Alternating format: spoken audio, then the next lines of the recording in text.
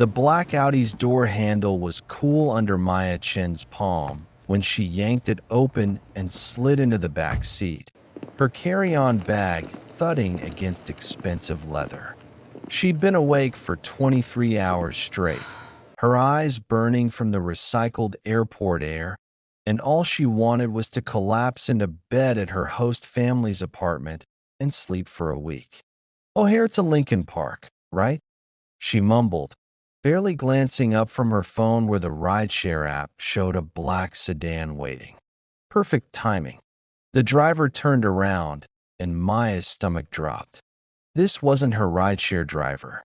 The man staring at her was maybe 28, impeccably dressed in a charcoal suit that probably cost more than her entire semester's tuition, with sharp cheekbones and darker eyes that widened in genuine surprise. "You're not," Maya started, already reaching for the door handle. "Don't move." His voice cut through the car like a blade, low and urgent. Maya froze, her hand still on the handle, every muscle in her body screaming at her to run. But something in his tone made her hesitate. 3 black SUVs pulled up around them, boxing the Audi in on all sides. Men in dark suits emerged, at least 6 of them, their faces hard and unreadable. One tapped on the driver's window with knuckles that looked like they'd broken more than a few bones. Maya's heart hammered against her ribs. "What the hell is happening?" "Stay completely still," the man said, his voice barely above a whisper now. "Don't speak. Don't move. Just sit there and pretend you're supposed to be here." "Are you serious?" "I need to. Listen to me." He turned fully now, and Maya saw the tension in his jaw, the way his hands gripped the steering wheel like it was the only thing keeping him grounded. "Those men out there think you're someone important to me. If you get out now, if you make a scene, they'll want to know who you are and why you were in my car. And trust me, you don't want that kind of attention." One of the suited men leaned down, peering through the tinted window directly at Maya. She felt exposed, like a bug under a microscope, and every instinct told her to bolt. But the driver's eyes held her in place, pleading silently. The man outside said something in Korean, sharp and questioning. The driver rolled down his window an inch, responding in the same language. His tone was casual, dismissive even, with just a hint of irritation. He gestured vaguely toward Maya without looking at her, as if she were an inconvenience rather than an emergency. The exchange lasted maybe 30 seconds, but it felt like hours. Maya's palms were sweating, her breath coming in short, shallow gasps that she tried desperately to control. She'd never been good at poker faces, had always worn her emotions like a billboard, and right now she was terrified that her fear would give them away. Finally, the suited man stepped back. He said something else, shorter this time, and the driver nodded curtly before rolling up the window. The SUVs didn't move immediately, their engines idling like predators deciding whether to pounce. Then, slowly, they began to pull away.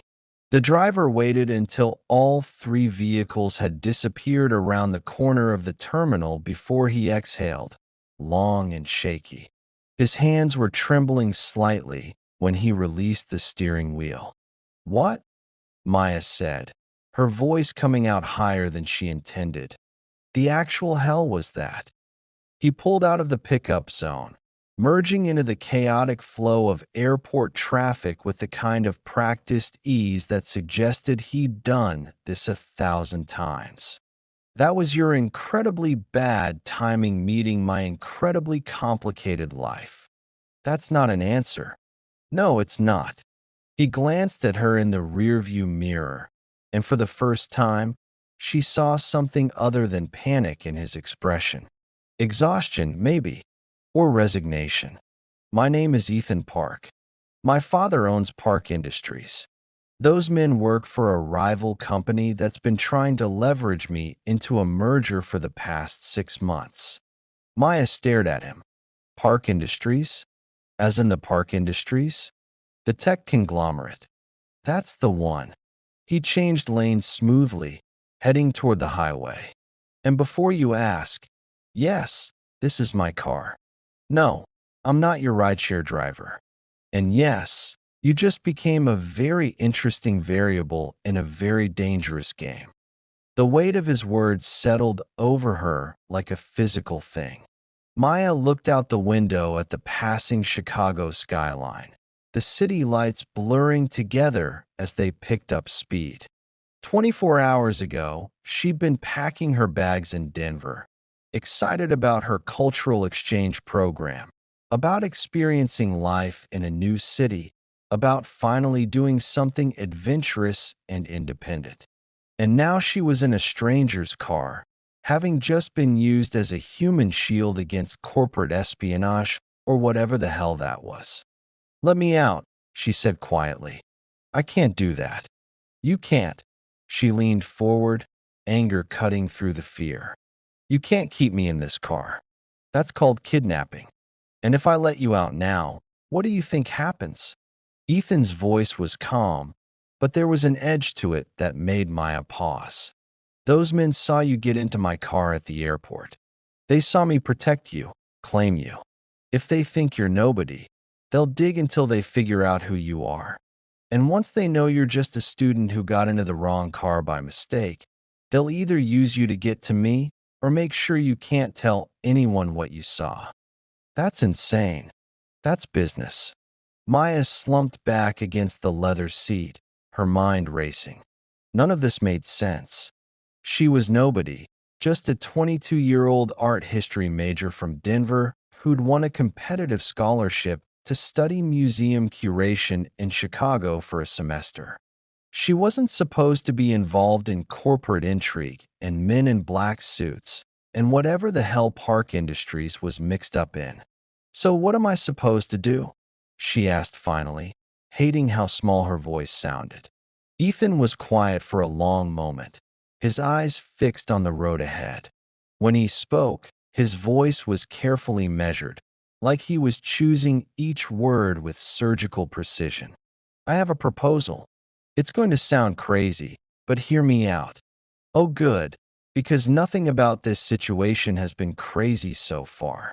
A ghost of a smile flickered across his face in the rearview mirror. "My father has been trying to arrange my marriage to the daughter of our biggest competitor. It's how these things work in his world. Merge the families, merge the companies, secure the dynasty. I've been refusing for 3 years, and he's getting more aggressive about it." "Congratulations on your impending forced marriage," Maya said flatly.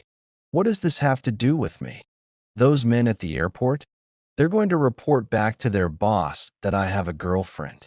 Someone I cared enough about to protect, to claim in front of witnesses." He met her eyes in the mirror, and Maya saw the calculation there, the careful strategizing of someone who'd learned to think several moves ahead. "If they believe I'm already involved with someone, it buys me time. It makes me less valuable as a marriage prospect. And it keeps you safe, because if you're my girlfriend, you're under my protection." Maya laughed, the sound sharp and slightly hysterical. "You want me to pretend to be your girlfriend? Just temporarily. A few weeks, maybe a month. Long enough for the heat to die down, for my father to back off, for those men to lose interest." He took an exit off the highway, heading into a neighborhood of gleaming high-rises that Maya recognized from her pre-trip research as one of the most expensive areas in Chicago. "I'll compensate you, of course, and I'll make sure you're safe. Protected. You'll stay in my apartment. It has more security than most government buildings. You'll have your own space, your own life. You just have to show up to a few dinners. Let yourself be seen with me in public occasionally." "This is insane," Maya said again, but her voice lacked conviction this time. Because as insane as it was, as completely ridiculous and potentially dangerous and definitely ill-advised, a tiny part of her brain was already calculating. She needed a place to stay in Chicago. Her host family arrangement had fallen through 2 weeks ago, and she'd been planning to figure it out when she arrived. She needed safety, and whatever else Ethan Park was, he clearly had resources that could provide that. And she needed, if she was being honest with herself, a reason not to get on the next plane back to Denver and admit that she couldn't handle this adventure after all. Just for tonight, she heard herself say. Let me stay tonight, somewhere safe, and I'll decide in the morning. Ethan's shoulders relaxed slightly, tension draining from them in a way that suggested he'd been more worried about her answer than he'd let on. That's fair.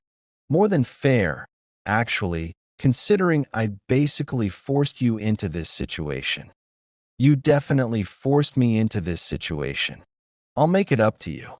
The Audi pulled into an underground garage that required 3 separate security checks, each guard nodding respectfully at Ethan as they waved him through. Maya watched the displays of deference with growing unease, trying to reconcile the stressed-out man in the driver's seat with the kind of wealth and power that inspired that level of automatic respect. They took a private elevator to the 34th floor, and Maya was too tired and overwhelmed to even pretend not to be impressed when the doors opened directly into Ethan's apartment. It wasn't just an apartment.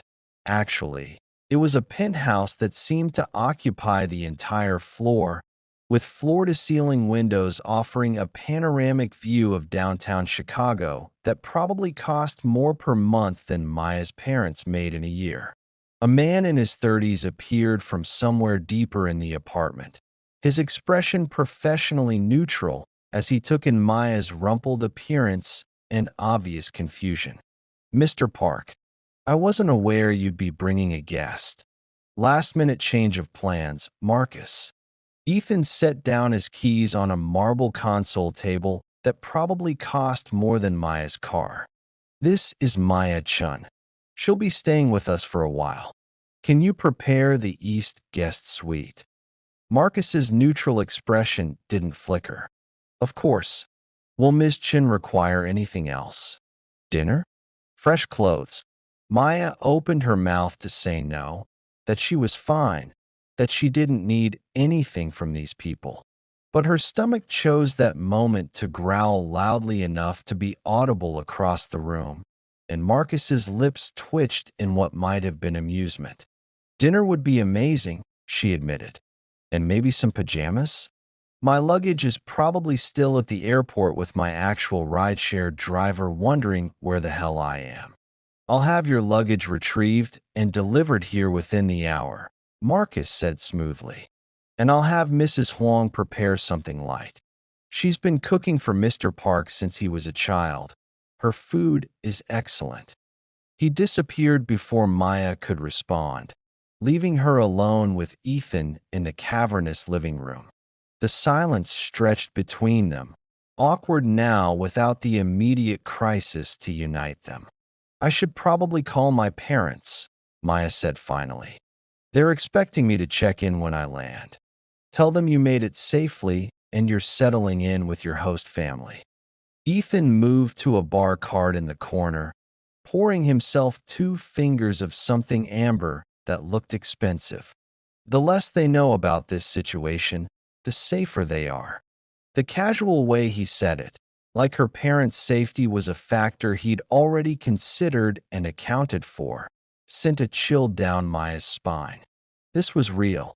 Whatever she'd stumbled into, it was real enough that a man like Ethan Park, someone who clearly had resources and intelligence and experience, was worried about collateral damage. She pulled out her phone and called her mom, keeping her voice light and cheerful as she described a fictional host family and a fictional apartment and a fictional first night in Chicago. Her mother bought it completely, relief obvious in her voice as she made Maya promise to send pictures and eat properly and not stay up too late studying. When Maya hung up, she found Ethan watching her with an unreadable expression. "You're a good liar," he said. "I'm a good daughter," Maya corrected. "There's a difference." Before he could respond, a woman in her mid-60s appeared from what Maya assumed was the kitchen, carrying a tray laden with tea and small pastries. She had kind eyes and silver hair pulled back in a neat bun, and she smiled warmly at Maya in a way that made something in Maya's chest loosen slightly. "You must be our guest," the woman said, setting the tray down on the coffee table. "I'm Mrs. Huang, Mr. Park's housekeeper, though I prefer to think of myself as the only person in this apartment with any common sense." Despite everything, Maya smiled. "Maya-chun. And I'm the idiot who got into the wrong car at the airport." "Ah, well, we all make mistakes." Mrs. Huang poured tea into delicate porcelain cups with the practiced ease of someone who'd done this 10,000 times. "The important thing is what we do after the mistake. Please, eat. You look exhausted." Maya accepted the cup gratefully, the warmth seeping into her hands and spreading up her arms. The tea was perfect, some kind of jasmine blend that was fragrant without being overwhelming, and the pastries were still warm from the oven. Mrs. Huang settled into a chair across from Maya, studying her with the kind of frank assessment that Maya associated with grandmothers and aunts. "You have good bone structure," she said finally, "and kind eyes. Where are you from, dear?" "Denver originally, but I'm adopted, so I don't really know beyond that." Maya didn't usually volunteer that information so quickly, but something about Mrs. Huang invited confidence. "My parents adopted me as a baby through an agency. They never knew much about my birth family." Something flickered across Mrs. Huang's face, there and gone so quickly that Maya thought she might have imagined it. "Do you have any distinguishing marks?" "Birthmarks, perhaps." The question was odd enough that Maya hesitated. Yeah, actually. I have this weird star-shaped birthmark on my left shoulder blade." "What?" Mrs. Huang's teacup rattled slightly as she set it down, and when she looked up at Maya, her eyes were bright with something that might have been tears. "What did you say your name was?" "Your full name." "Maya-chun." "Well, Maya Violet Chun. My parents gave me Violet as a middle name because, Mrs. Huang, are you okay?" The older woman had gone pale, one hand pressed to her chest like she was trying to keep her heart from jumping out of her body. Ethan was on his feet immediately, concern creasing his forehead. "Mrs. Huang." "Ethan," Mrs. Huang said, her voice shaking. "Ethan, I need you to get my box. The one I keep in my room, in the closet.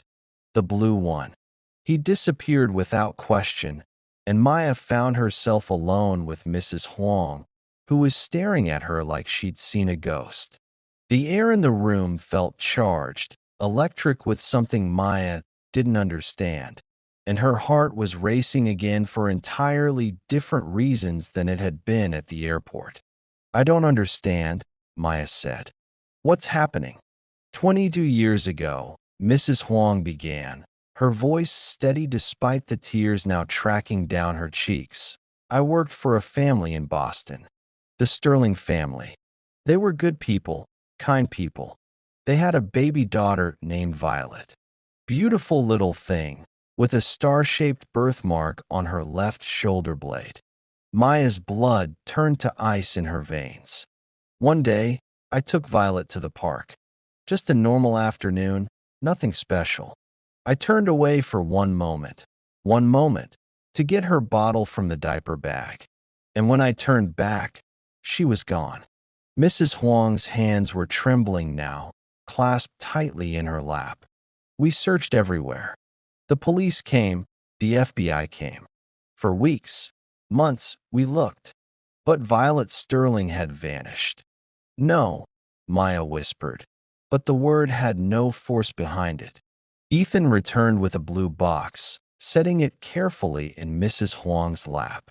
She opened it with shaking hands, pulling out newspaper clippings yellowed with age, photographs, and what looked like a missing persons flyer.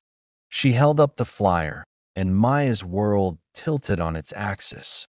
The baby in the picture had dark hair and wide eyes and a tiny birthmark on her shoulder blade, visible in the photo where she was being held up by laughing parents.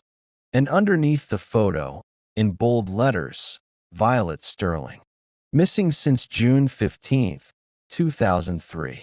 If you have any information, please contact the Boston Police Department. That's not, Maya started, but she couldn't finish the sentence. Because she was looking at a baby picture that could have been her, held by parents who weren't Diane and Robert Chin from Denver, and every certainty she'd ever had about her life was crumbling like sand. I've been looking for 22 years, Mrs. Huang said softly. I took this job with Ethan's family 2 years ago because they were based in Chicago, and there had been a tip that the adoption ring that took you might have connections here. I never stopped looking. And now you've walked right into this apartment, into my life again. And you have the birthmark and the middle name, and you're the right age, and oh God, Maya. I think you might be Violet Sterling. The room was spinning. Maya gripped the edge of the couch, her breathing coming in short, sharp gasps that definitely qualified as hyperventilating. This couldn't be happening. This couldn't be real. She was Maya Chun, daughter of Diane and Robert, art history major, scholarship student. She wasn't some missing child from a decades-old kidnapping case. I need to call my parents, she heard herself say. I need to call them right now. Ethan handed her his phone. Hers had fallen from her nerveless fingers at some point, and Maya's hands shook so badly she could barely dial the number. Her mother answered on the second ring. Hello. Mom. Maya's voice cracked on the word. Mom, I need you to tell me the truth about something. There was a long pause, and Maya could hear her father's voice in the background, asking what was wrong. When her mother spoke again, her voice was careful, guarded. What is it, honey? When you adopted me, the agency, was it legitimate? Silence. Long, horrible silence that stretched out until Maya wanted to scream. Mom, please. How did you? Her mother's voice broke. Maya, sweetheart, we love you so much. You have to know that everything we did because we loved you and wanted you, and was it legitimate? Maya's voice came out flat, dead. No. Her mother was crying now, great sobbing breaths that Maya could hear even through the phone. No, it wasn't. We couldn't have children. We'd been on adoption waiting lists for years, and someone told us about this agency that could help. We knew it was probably illegal. We knew, and we did it anyway because we wanted a baby so badly. We wanted you so badly. Maya's face was wet, and she realized distantly that she was crying too, silent tears streaming down her cheeks. Did you know I was kidnapped? What? No. Maya, no. We were told you were given up by a teenage mother who couldn't care for you. We never, God, we never thought. Her name was Violet, Maya said, and her voice sounded like it was coming from very far away. Violet Sterling. She was taken from a park in Boston when she was 10 months old, and I think I'm her. Her mother's cry was the sound of a heart breaking, and Maya hung up before she had to hear any more. She looked up at Mrs. Huang, at Ethan, at the newspaper clippings spread across the coffee table like evidence at a crime scene. I don't understand. I don't understand any of this. Mrs. Huang moved to sit beside her, taking Maya's cold hands in her warm ones. I know, dear. I know it's overwhelming. But we'll figure this out together, okay? We'll do a DNA test to be certain. We'll find your birth parents, Caroline and James Sterling, They're still in Boston. They never stopped looking for you. We'll take this one step at a time. I need air, Maya said abruptly, standing up so fast that the room spun. I need to be alone. I need the East guest suite, Ethan said quietly, appearing at her elbow.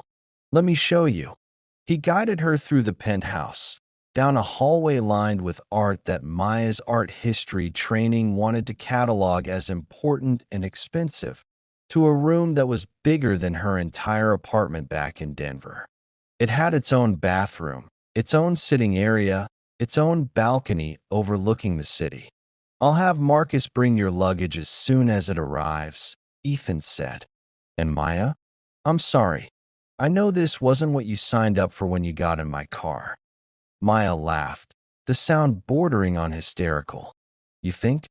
I came to Chicago to study museum curation, not to find out I'm apparently the long-lost daughter of some family I've never met, and that my parents basically bought me illegally, and that my entire life has been a lie. For what it's worth, Ethan said quietly, your parents clearly love you. Whatever they did wrong, that part is real. He left her alone then, closing the door softly behind him, and Maya collapsed onto the bed.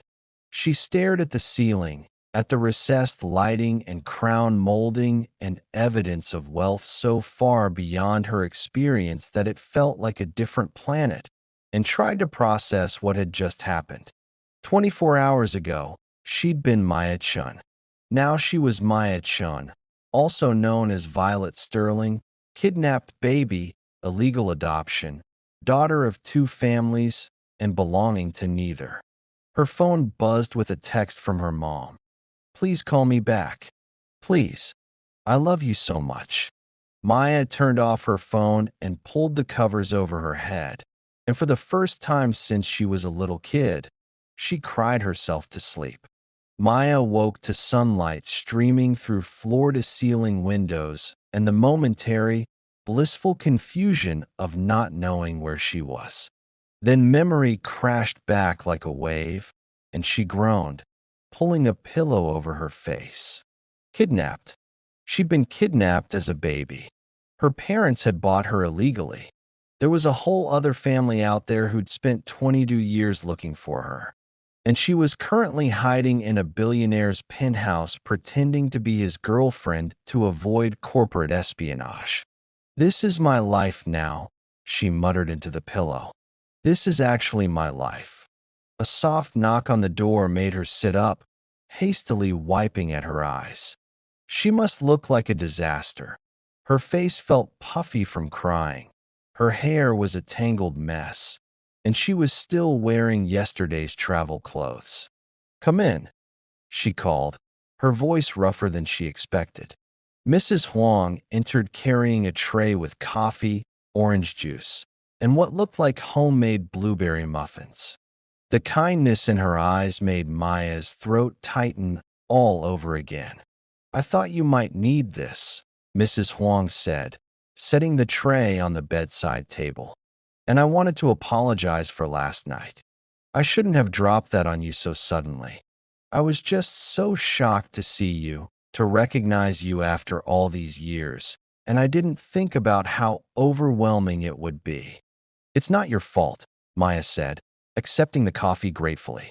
The warmth of the mug anchored her, gave her something to focus on besides the chaos in her head. I don't know how to process this. Any of this. Mrs. Huang sat on the edge of the bed, her expression gentle but serious. I've been thinking about it all night. About what to do, how to help you navigate this. And I think the first step should be reaching out to Caroline and James Sterling, your birth parents. Maya's stomach clenched. I don't know if I'm ready for that. I don't think anyone's ever ready for something like this, Mrs. Huang said. But they deserve to know.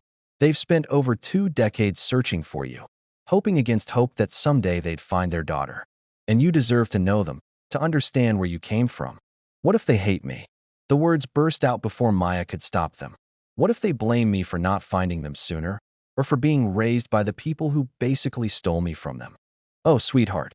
Mrs. Huang took Maya's hand, squeezing gently. They could never hate you. You were a baby. None of this was your fault. And Caroline, your mother, she's going to be so overwhelmed with joy that you're alive and safe that nothing else will matter." Maya sipped her coffee, trying to calm the panic rising in her chest. "How do you even know they're still looking? It's been 22 years. Maybe they've moved on, had other kids, built a new life." "They never stopped," Mrs. Huang said firmly. "I've kept in touch with them over the years, sent them updates whenever I heard anything that might be a lead. Caroline runs a foundation now, dedicated to finding missing children and supporting families who've experienced kidnapping. She turned her grief into purpose. And James, he's a lawyer specializing in adoption fraud cases. They never gave up, Maya. Not for a single day." The weight of that settled over Maya like a blanket. 22 years. Her birth parents had spent 22 years searching, hoping, refusing to accept that their daughter was gone forever. And here she was, alive and well, raised by people who'd participated, even if unknowingly, in that theft. "What do I even say to them?" Maya whispered. "Hi, I'm your kidnapped daughter. Sorry it took me so long to figure it out." Mrs. Huang smiled despite the tears gathering in her eyes. "You say hello. You say you'd like to meet them. The rest will come naturally." Maya nodded slowly, setting down her coffee cup with trembling hands. Okay, I'll do it. But not today. I need a little time to get my head straight first." "Of course." Mrs. Huang stood, smoothing her skirt. "Take all the time you need. In the meantime, your luggage arrived early this morning. I had Marcus put it in your closet. And Ethan asked me to let you know that you're welcome to anything in the apartment. The library, the gym, the rooftop terrace. Make yourself at home." After Mrs. Huang left, Maya showered and changed into her own clothes, finding a strange comfort in the familiar jeans and sweater. She explored the guest suite more thoroughly, discovering a walk-in closet bigger than her bedroom back home and a bathroom with heated floors and a rainfall shower that probably cost more than a car. She found Ethan in what appeared to be a home office, sitting behind a sleek desk covered in papers and multiple computer monitors. He looked up when she knocked, and she was struck by how tired he seemed. There were shadows under his eyes that suggested he hadn't slept much either. "Hey," he said, pushing back from the desk. "How are you holding up?" Maya laughed, the sound a little bitter. "I found out yesterday that my entire life is a lie and I'm the subject of a decades-old kidnapping case. How do you think I'm holding up?" "Fair point." He gestured to the chair across from his desk, and Maya sank into it gratefully. "I wanted to talk to you about the other situation. The one that started all of this. The fake girlfriend thing." "Yeah, that." Ethan ran a hand through his hair, messing up the careful styling. "Look, I know you have a lot going on right now. More than anyone should have to deal with. So if you want to back out of our arrangement, I understand. I'll still make sure you're safe, find you a secure place to stay while you're dealing with the family stuff. You don't owe me anything." Maya studied him. This stranger who'd inadvertently turned her life upside down in less than 24 hours. He looked genuinely conflicted, caught between his own need for protection and his obvious discomfort with forcing her into anything. "What happens if I back out?" she asked. "To you, I mean." Ethan's jaw tightened. "My father will continue pushing for the arranged marriage. The rival company will keep escalating their tactics. Yesterday was actually relatively mild compared to some of the stuff they've pulled. And eventually, I'll probably have to choose between giving in to keep everyone safe or going to war with my own family. That's a terrible position to be in. Welcome to the Park family legacy." He smiled, but there was no humor in it. "My father built his empire by making deals with people who don't take no for an answer. And now I'm the prize in someone else's deal, and I hate it. I hate feeling like I'm property to be traded, like my life doesn't belong to me." Something in his words resonated with Maya, echoing the feeling that had been growing in her chest since last night. Her life didn't feel like it belonged to her either. She'd been taken from one family, sold to another, and now she was caught between two identities that didn't quite fit. "I'll do it," she said abruptly. "The fake girlfriend thing. On one condition." Ethan's eyebrows rose. "What condition?" "You help me through the family stuff. The reunion, the DNA test, all of it. I don't want to do this alone, and I don't really know anyone in Chicago except you and Mrs. Huang. So if I'm going to be your shield against corporate warfare, you're going to be my support system through family trauma. Deal." He extended his hand across the desk, and Maya shook it, his grip firm and warm. "Deal. Though I have to warn you, I'm not great at emotional support. I'm in therapy myself, actually, trying to work through some family issues of my own. What kind of issues? Ethan leaned back in his chair, his expression darkening. My father built Park Industries by destroying people. Hostile takeovers, forcing small companies into bankruptcy, blackmail, bribery, you name it. He's probably done it. I spent most of my childhood thinking he was a hero, this self-made success story. And then I got old enough to actually understand how business works, and I realized he's just a very successful criminal. That must have been hard to accept. It was devastating, Ethan admitted. I went through this whole crisis where I didn't know if I could even work for the company, knowing what I knew. My therapist helped me understand that I'm allowed to be angry and sad and confused all at the same time. That I can love my father and hate what he's done, and that I can try to change things from the inside. Use my position to make the company more ethical without feeling like I'm betraying him. Maya found herself leaning forward, drawn in by his honesty. Is that what you're doing? Trying to reform the company?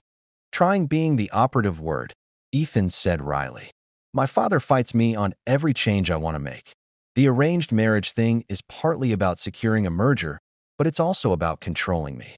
If I marry into the Chin family, no relation to you, different Chins, then he gets to maintain his hold over the company and over my life. I become just another asset he can leverage. So we're both trapped by families who made choices for us without our consent, Maya said slowly. That's kind of darkly poetic. Welcome to the club. The membership fees are terrible, but the drama is unmatched. Despite everything, Maya smiled. There was something comforting about Ethan's dry humor, about the way he acknowledged the absurdity of their situations without minimizing the pain. He got it in a way that most people probably wouldn't. They spent the rest of the morning talking, trading stories about their families and their lives. Ethan told her about growing up in Seoul before his family moved to the States, about the pressure to be perfect, to live up to the Park name. Maya told him about her childhood in Denver, about her parents' love and support, about the scholarship that had brought her to Chicago. They're good people, Maya said at one point, her voice thick with emotion. My adoptive parents, I mean. They made a horrible choice, buying me illegally, but they've been nothing but loving and supportive my entire life. And now I don't know how to reconcile those two truths, that they hurt my birth family terribly and that they've been amazing parents to me. Maybe you don't have to reconcile them, Ethan suggested. Maybe you just have to accept that people are complicated, that someone can do something terrible and still be worthy of love, that you're allowed to be angry at what they did and grateful for how they raised you at the same time. Your therapist teach you that? Yeah, actually. Dr. Kim is big on holding contradictory truths simultaneously. It's uncomfortable as hell, but it's better than trying to force everything into neat categories of good and bad. Marcus appeared in the doorway, his expression professionally neutral. Mr. Park, Mrs. Huang asked me to inform you that she's prepared lunch. And Ms. Chun, your luggage has been fully unpacked and organized in your suite. They ate lunch on the rooftop terrace, the Chicago skyline spreading out around them like something from a movie. Mrs. Huang had made Korean barbecue, and Maya found herself relaxing slightly as they ate. The food and the sunshine and the surprisingly easy conversation with Ethan creating a bubble of normalcy in the chaos. I think I'm ready, Maya said abruptly, setting down her chopsticks. To contact my birth parents. Can you help me, Mrs. Huang? The older woman's face lit up with a joy so profound it was almost painful to witness. Of course, dear. Of course. I'll call Caroline right now, if you'd like. Or we can wait until you've had more time to prepare. Now, Maya said, her heart racing. Before I lose my nerve. Mrs. Huang pulled out her phone with trembling hands, stepping away to make the call. Maya watched her pace across the terrace, speaking urgently into the phone, and felt Ethan's hand settle on her shoulder in silent support. When Mrs. Huang returned, her eyes were wet with tears. She wants to talk to you. Caroline, your mother. Maya, she's crying so hard she can barely speak, but she wants to hear your voice. Maya took the phone with hands that shook so badly she almost dropped it. She held it to her ear, hearing ragged breathing on the other end, and opened her mouth to speak. Hello. The word came out barely above a whisper. Violet. The voice on the other end was thick with tears, breaking on the name. Is it really you? I don't know, Maya said honestly. Mrs. Huang thinks so. The birthmark, the timing, it all matches. But I've been Maya my whole life. I don't know how to be Violet. You don't have to be anyone but yourself, Caroline said, and even through the phone, Maya could hear the fierce love in her voice. I don't care what name you use, or who raised you, or how you got to this moment. You're alive. You're safe. That's all that matters. Maya's vision blurred with tears. I'm sorry. I'm so sorry it took so long for me to find you. Oh, sweetheart, no? You have nothing to apologize for. You were a baby. This wasn't your fault. Caroline's voice broke again. Would it be okay if I came to see you? I can be on a plane tonight. I need to see you, to know that this is real. I'm in Chicago, Maya said. I'm staying with, well, it's complicated. But yes, please come. I want to meet you too. They made arrangements, Caroline promising to arrive the next day. And when Maya hung up, she found herself surrounded by Ethan and Mrs. Huang, both of them offering quiet support without demanding anything in return. She's coming tomorrow, Maya said, and then she was crying again, great heaving sobs that felt like they were being torn from somewhere deep in her chest. This is really happening. I'm really her daughter. You are, Mrs. Huang said, pulling Maya into a hug that smelled like jasmine and comfort. And she's going to love you so much. That night, Maya lay awake in her guest room, staring at the ceiling and trying to process everything that had happened. In less than 48 hours, her entire world had been turned upside down. She'd gotten into the wrong car, been pulled into a billionaire's corporate drama, discovered she was kidnapped as a baby, and agreed to meet the birth mother she'd never known existed. Her phone buzzed with a text from her adoptive mother. Please talk to me. I know you're angry, and you have every right to be. But I love you so much, and I need you to know that. Maya stared at the message for a long time before typing back. I'm meeting my birth mother tomorrow. I don't know what happens after that, but I need you to know that I love you too. Even though I'm furious and hurt and confused, I still love you. That's the part I'm trying to figure out how to live with. The response came almost immediately. Take all the time you need. We'll be here when you're ready. Your dad, and I love you more than anything in this world. Maya set down her phone and finally let herself cry. For the parents she'd lost without knowing it. For the parents who'd loved her in spite of their terrible choice. For the girl she'd been and the woman she was becoming. Caught between two identities and trying desperately to figure out which one was real. The next morning arrived with the weight of anticipation sitting heavy on Maya's chest. She changed outfits 3 times, unable to decide what you were supposed to wear when meeting the mother you'd been stolen from as a baby. Finally, she settled on jeans and a simple blue sweater, figuring that at least she'd be comfortable if everything went horribly wrong. Ethan found her pacing in the living room, her hands twisting together anxiously. She's not going to judge you based on your outfit, he said gently. What if she doesn't like me? Maya burst out. What if I'm not what she expected? She spent 22 years building up this image of her lost daughter, and I'm just me. What if I'm a disappointment? Maya, Ethan caught her hands, stilling their nervous movement. You're her child. She's not expecting you to be perfect. She's just expecting you to be alive. Marcus appeared in the doorway. Mr. Park, Miss Caroline Sterling, and Mr. James Sterling have arrived. They're on their way up. Maya's heart felt like it was trying to beat its way out of her chest. They're here. Oh God, they're actually here. Do you want me to stay? Ethan asked. Or would you rather do this alone? Stay, Maya said immediately. Please. I need someone here who's not emotionally invested in this. The elevator doors opened, and a woman stepped out. She was in her early 50s, with dark hair threaded with silver and eyes the exact same shade as Maya's own. Behind her was a tall man with kind features and an expression of barely controlled emotion. Caroline Sterling took one look at Maya and made a sound that was half sob, half laugh.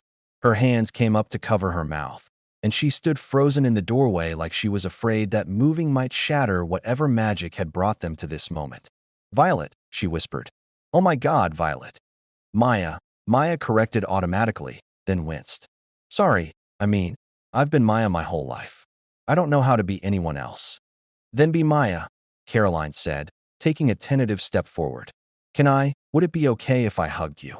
Maya nodded, and then Caroline was crossing the room, pulling her into an embrace that felt like coming home and meeting a stranger all at once. She smelled like lavender and something floral, and when she pulled back, her face was wet with tears. You're so beautiful, Caroline said, her hands framing Maya's face like she was trying to memorize every feature. You have your grandmother's eyes. My mother passed away 5 years ago, but she never stopped believing we'd find you. She'd be so happy to see you now.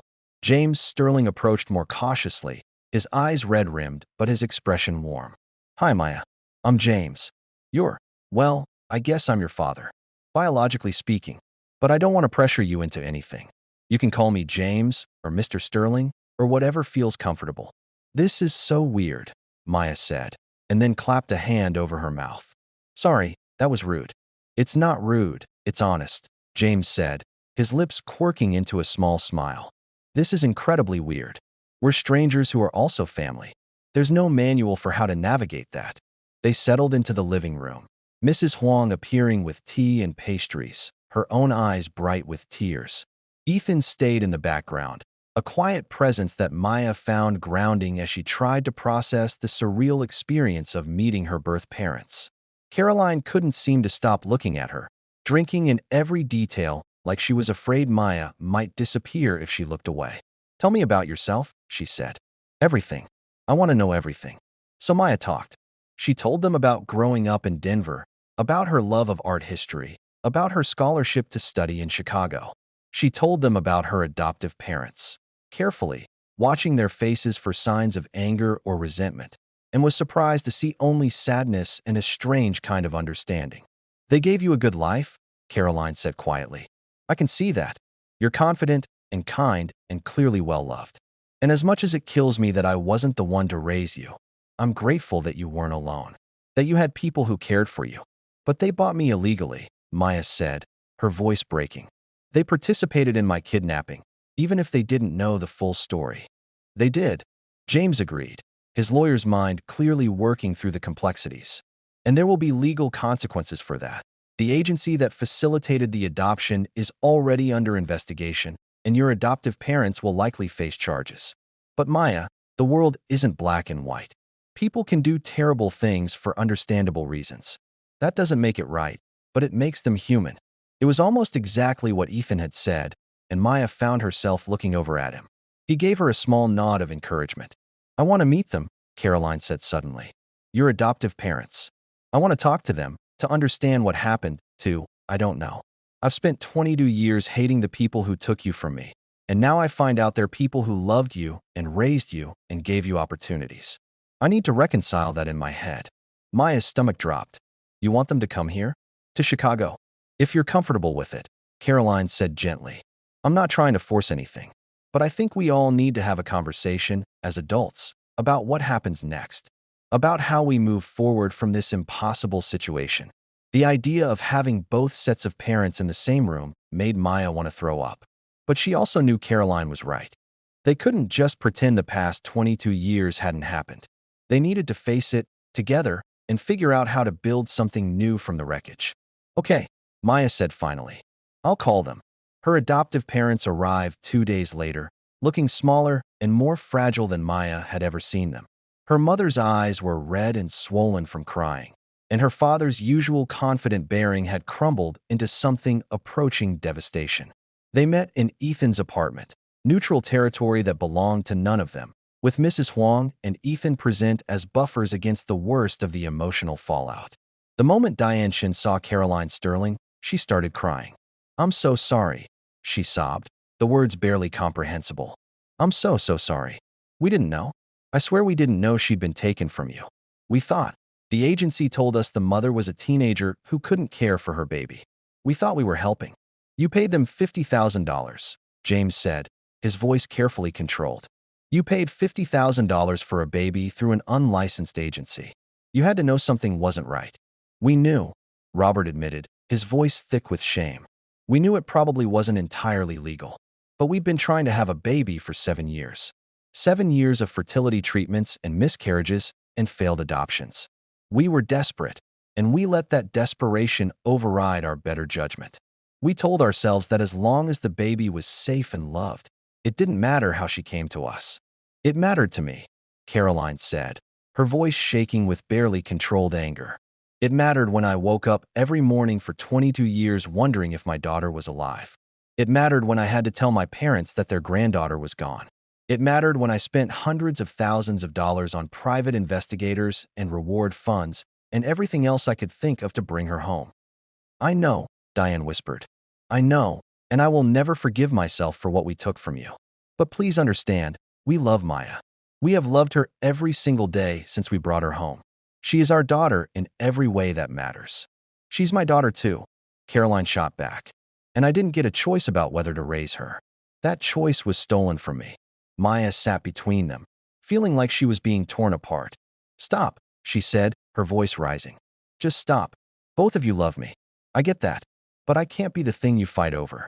I can't be the prize in some custody battle between the parents who raised me and the parents who should have raised me. I need you both to figure out how to exist in my life without destroying each other. The room fell silent. Caroline and Diane stared at each other across the coffee table, years of pain and resentment and grief hanging between them like a physical barrier. You're right, Caroline said finally. You're absolutely right. Maya, I'm sorry. This isn't about me and what I lost. This is about you and what you need.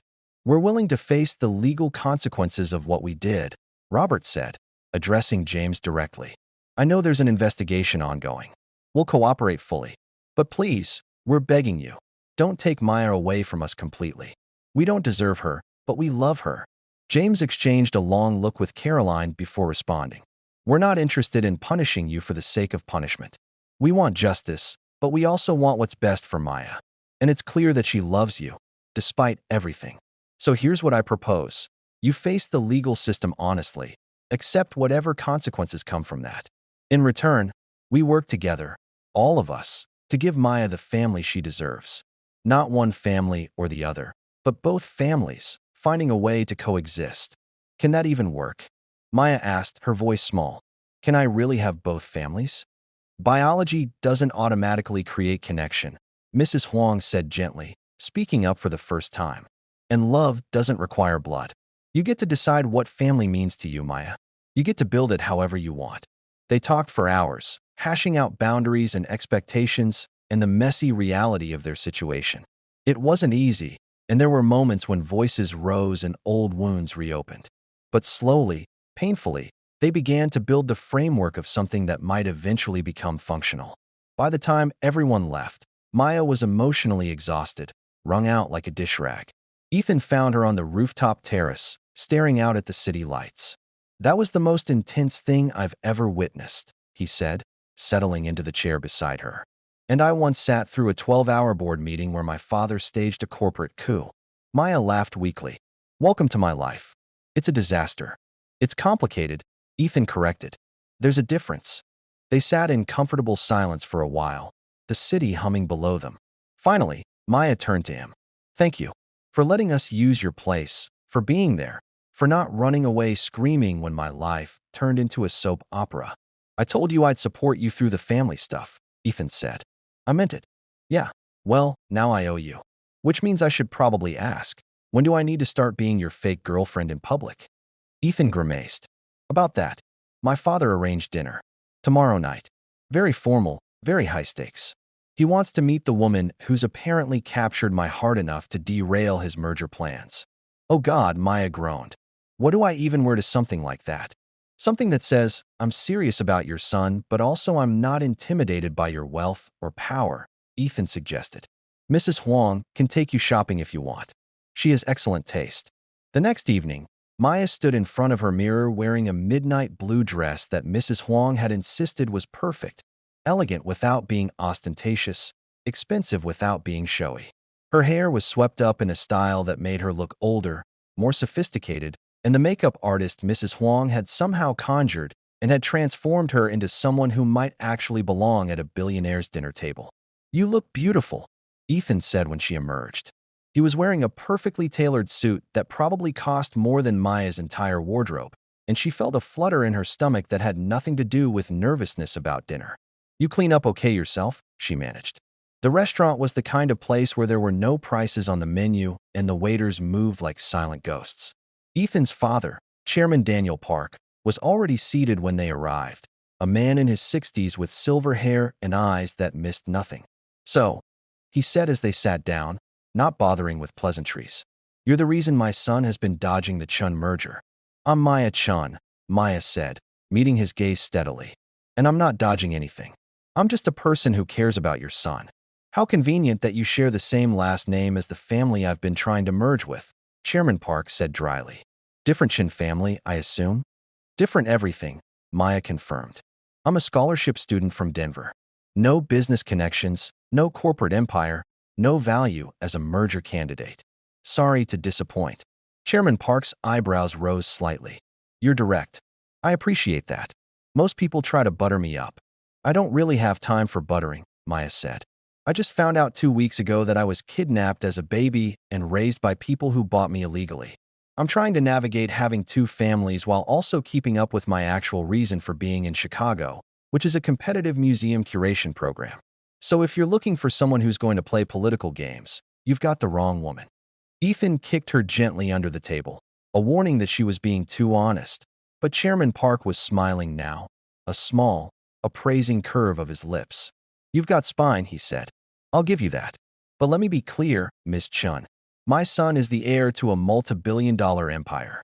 He has responsibilities, obligations, a role to play. If you're serious about him, you need to understand that his life will never be simple or private or entirely his own. With all due respect, sir, Maya said, her voice hardening. Your son is a person, not a chess piece. He has his own dreams and goals and desires that have nothing to do with corporate mergers or arranged marriages. And if you can't see that, if you can't respect his autonomy, then you're not protecting your empire. You're destroying your relationship with your son. The silence that followed was deafening. Ethan looked like he was trying to decide whether to be horrified or impressed. Chairman Park stared at Maya with an intensity that made her want to squirm, but she held her ground. You're either very brave or very foolish, Chairman Park said finally. I haven't decided which. Probably both, Maya admitted. But I'm also right. Ethan is trying to reform your company, to make it more ethical, to build something he can be proud of. You should be supporting that, not fighting him at every turn. You know nothing about business, Chairman Park said dismissively. No, I don't, Maya agreed. But I know about people. And I know that if you keep treating your son like a commodity, you're going to lose him completely. Not to me, not to some other woman, but to his own need to be his own person. Chairman Park was quiet for a long moment, studying her with those sharp, assessing eyes. My son tells me you're studying museum curation. What do you plan to do with that degree? I want to work in art repatriation, Maya said, grateful for the change of subject. Helping return cultural artifacts to their countries of origin, reuniting families with heirlooms that were stolen or lost. It matters to me, giving people back pieces of their history. Interesting choice, Chairman Park said. Given your own situation with stolen identity. That's exactly why it matters, Maya said quietly. I know what it's like to be separated from your history, to have your story told by someone else. I want to help fix that for other people, even in small ways. The dinner continued, and to Maya's surprise, Chairman Park seemed to actually warm to her slightly. He asked intelligent questions about her program, her goals, even her family situation. By the time dessert arrived, the atmosphere had shifted from hostile to almost cordial.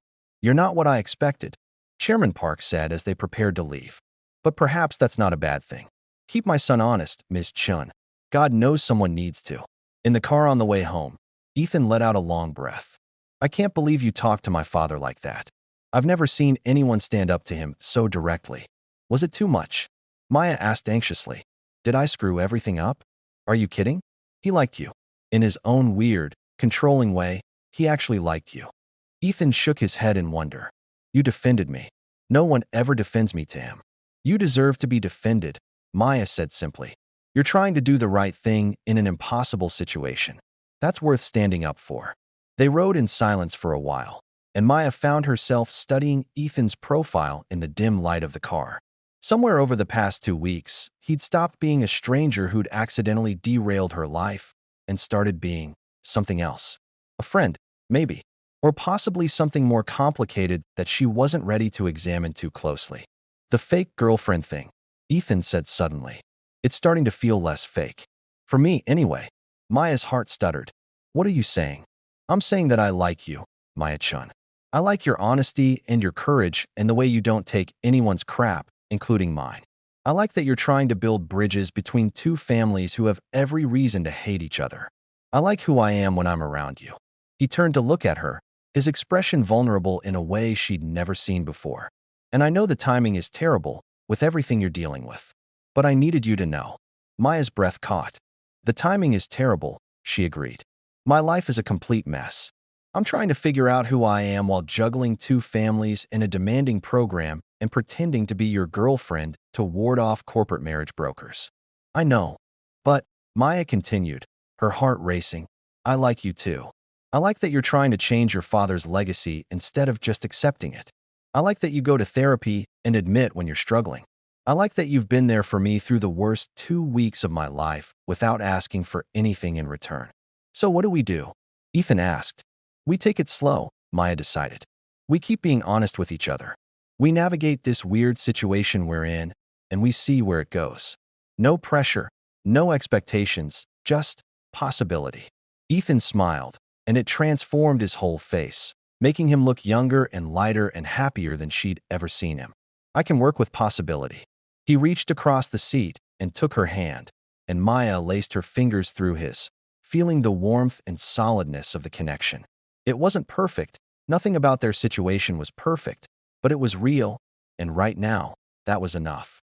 The car pulled up to the building, and as they rode the elevator up to the penthouse, Maya felt something settle in her chest. This was her life now, messy and complicated and full of impossible contradictions. She was Maya and Violet, daughter of two families, fake girlfriend becoming real, kidnapped baby who'd found her way home. When they stepped into the apartment, Mrs. Huang was waiting with hot chocolate and knowing eyes. "How did it go?" "I told off a billionaire and somehow lived to tell about it," Maya said, collapsing onto the couch. "And I might have accidentally started actually dating the guy I'm supposed to be fake dating." Mrs. Huang laughed, the sound warm and rich. "Well, dear, you've never been one to do things halfway." That night, Maya video called with both sets of parents, a weekly routine they'd established to try to build some kind of functional family unit. Her adoptive parents had accepted a plea deal that involved community service and probation, but no jail time, working with Caroline's foundation to help other families affected by adoption fraud. It was strange and awkward and sometimes painful, but it was working slowly. "You look happy," her adoptive mother said during the call, her eyes soft. "I am," Maya realized. "It's weird and complicated and nothing like I planned, but I'm happy. That's all we ever wanted for you," Caroline said from her own screen. "To be happy and safe and loved." 6 months later, Maya stood in the museum where she'd been interning, unveiling an exhibit on stolen cultural artifacts and their repatriation. Both sets of parents were there, sitting on opposite sides of the room, but managing to smile at each other across the space. Ethan was in the front row, beaming with pride. Her life was still complicated. She still had moments where she didn't know whether to think of herself as Maya or Violet. She still struggled with anger at her adoptive parents and grief for the years lost with her birth family. But she was learning to hold all of it, the pain and the joy, the loss and the gain, the past and the future. After the exhibit opening, they all gathered at a restaurant. Two families, one boyfriend, and Mrs. Huang, who'd become the grandmother figure Maya had never known she needed. It was loud and chaotic and occasionally tense, but it was also full of laughter and love and the messy reality of people trying their best. "Family's complicated," Ethan murmured to Maya as they watched the two sets of parents actually having a civil conversation. "Family's worth it," Maya replied, squeezing his hand. Later, on the rooftop terrace of Ethan's apartment, their apartment now, since she'd officially moved in 3 months ago, Maya looked out at the Chicago skyline and thought about the girl who'd gotten into the wrong car at the airport 6 months ago. That girl had been so certain about who she was, where she belonged, what her life would look like.